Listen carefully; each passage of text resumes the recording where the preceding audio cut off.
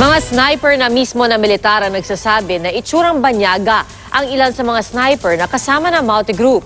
Muli namang namaril ang mga terorista sa bahagi ng Marawi na matagal nang kontrolado ng militar. Saksi, si Emil Sumangil at June Veneracion. Yan yung kanina. Pumuputok siya. Kapit lang. Pumuputok.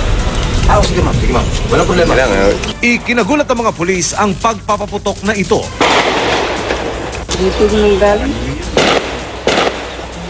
Malapit lang sa pwesto kung saan inaabangan namin ang pagdating ng mga na-rescue mula sa conflict zone. Sir, boss. Taka, ito kasi meto. Gili lang. Dito ka muna May sir. pagkatang. Ito pinaka-safe po. Pinipira tayo dito ba? Ito yung mga tamo.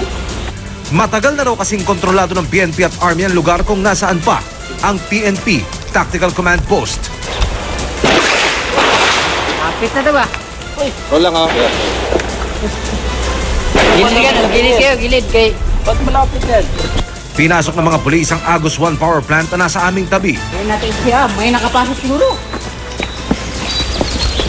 Tol, Ajirol. Ito yung maril mo. Para alamin kung saan galing ang mga putok. Binabaril kayo ng kalaban dyan? Umaabot man sa amin ang bala dito. Nang huminto ang putukan, bigla namang nagliyab ang bahay sa aming likuran. Electrical wiring yan siguro. Okay. Isang bumbero ang nasuffocate sa fire scene at agad siyang na-rescue.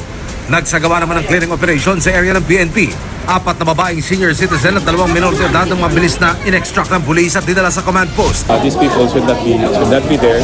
Alam namin pero hindi man kami lumapit doon. Tumingin lang kung saan yan, kaninong bahay.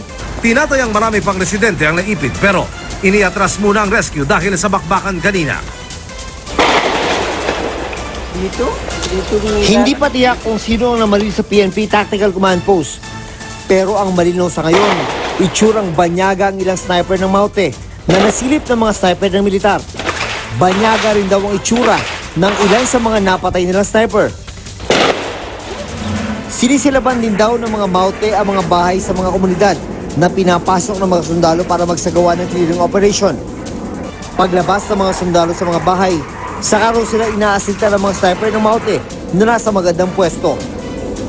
Kabisado rin daw ng mga Maute ang pasikos-sikos sa lungsod, urban terrain at gumagamit pa ng human shields. Kaya hirap pa rin ang mga sundalo kahit pa may backup ng mga Air Force na nagbabagsak ng mga bomba sa pinaniniwalaang pwesto ng mga kalaban.